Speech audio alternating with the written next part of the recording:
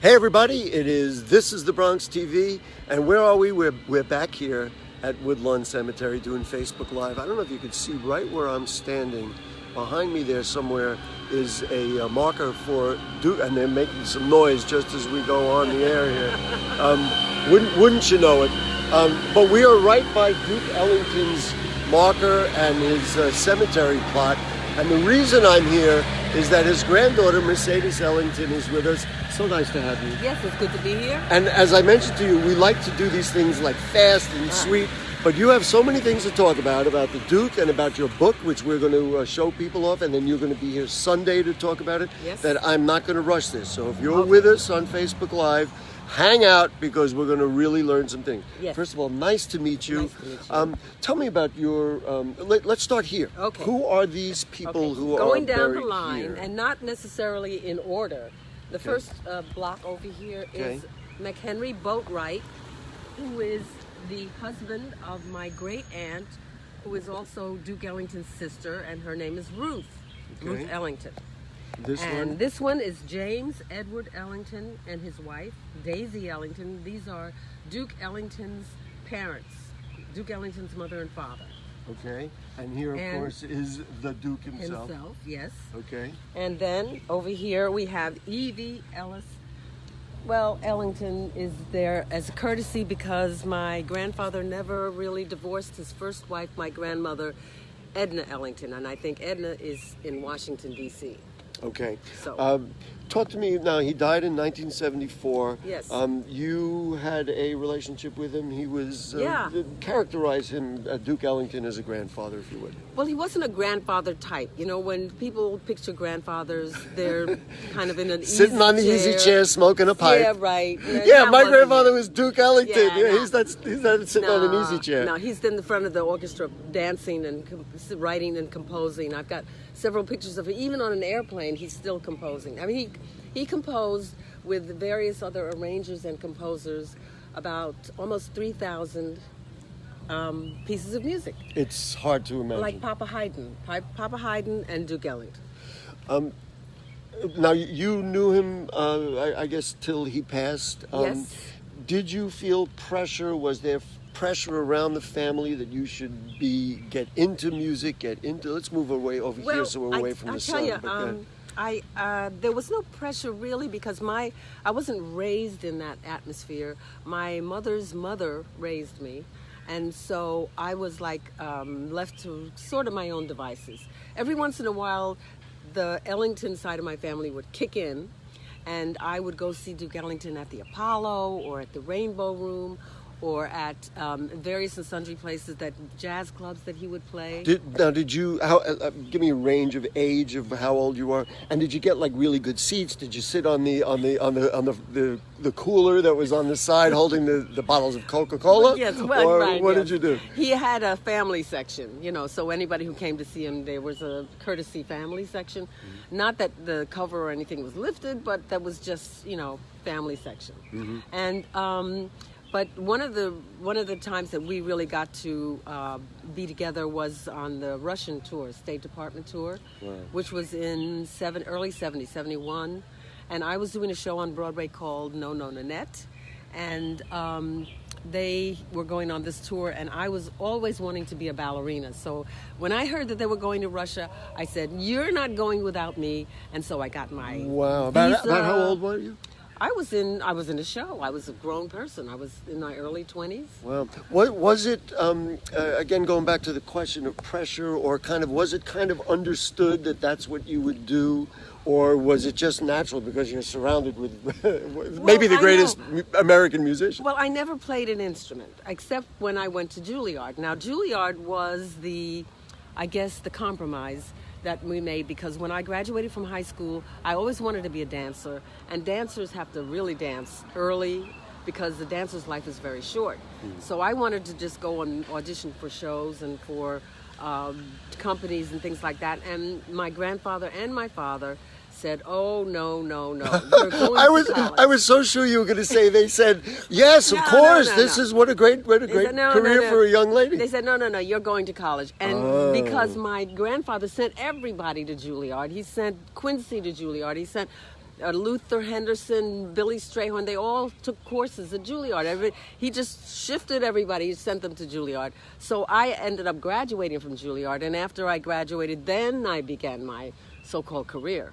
And you were a June Taylor dancer. I was a June Taylor dancer. Very quickly, let's go through some of the credits so people know who you are. Yes. And let me just remind you, the reason that we're taking the time to stop here at Woodlawn Cemetery is that Mercedes is going to be here on Sunday at 2 o'clock. Yes. And we're going to show you in a moment her book about the Duke, Yeah. and you'll be signing, you'll be talking, you'll be Right. answering questions, Yes. all the questions that I forget to ask. So go ahead, let's just run down who you are and let you claim your own fame outside of the great Duke Ellington. Well, let's see. I was talking to some people the other day at another board meeting that I was at, and I told them I'm a choreographer, director, producer, historian, and kind of go-to person for anything you want to know about Duke Ellington.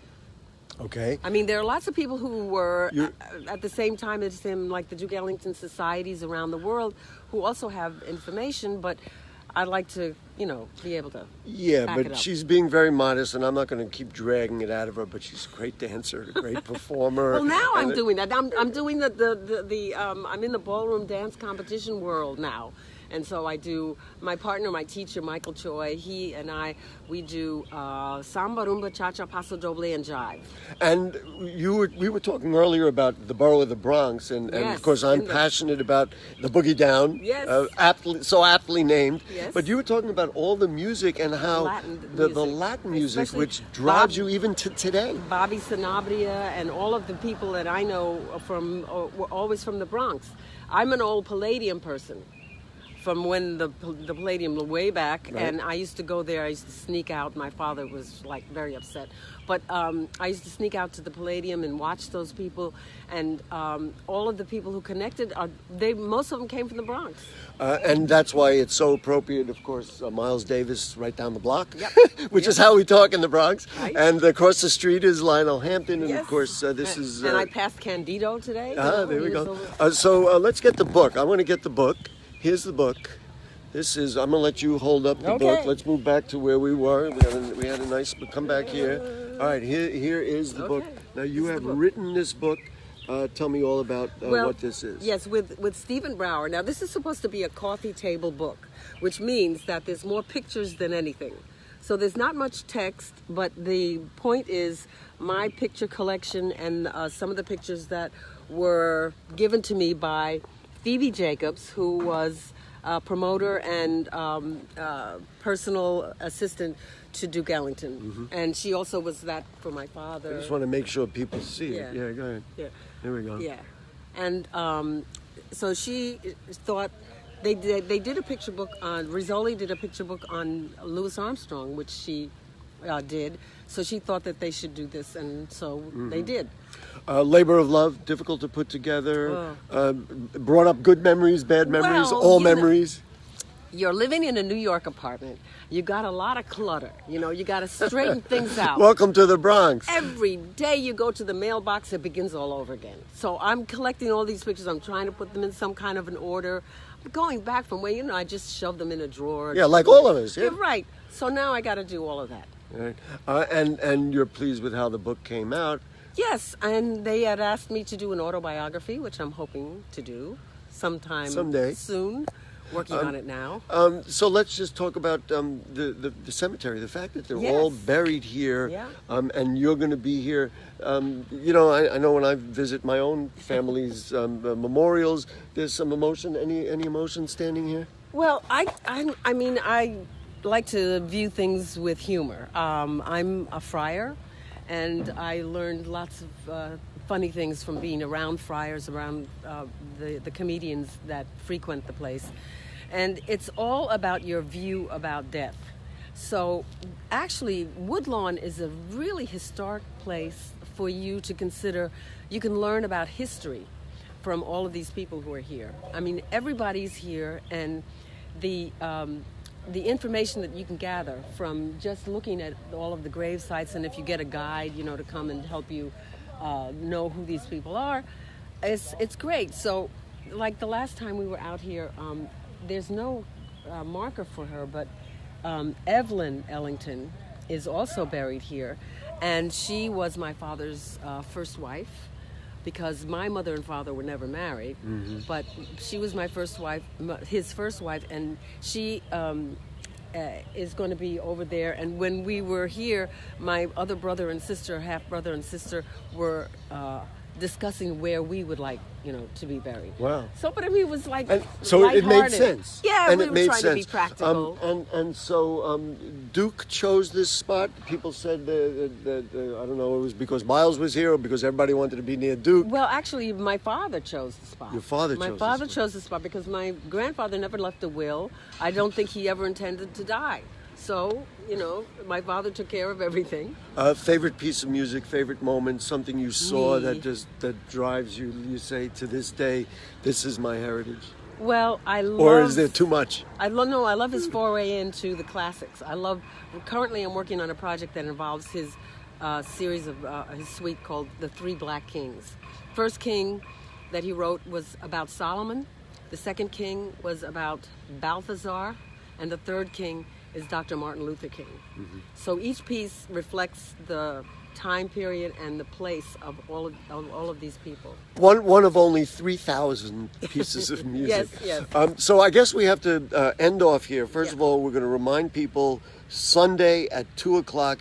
Get here to the Woodlawn Cemetery. You can ask all the questions that I didn't ask of Mercedes Ellington.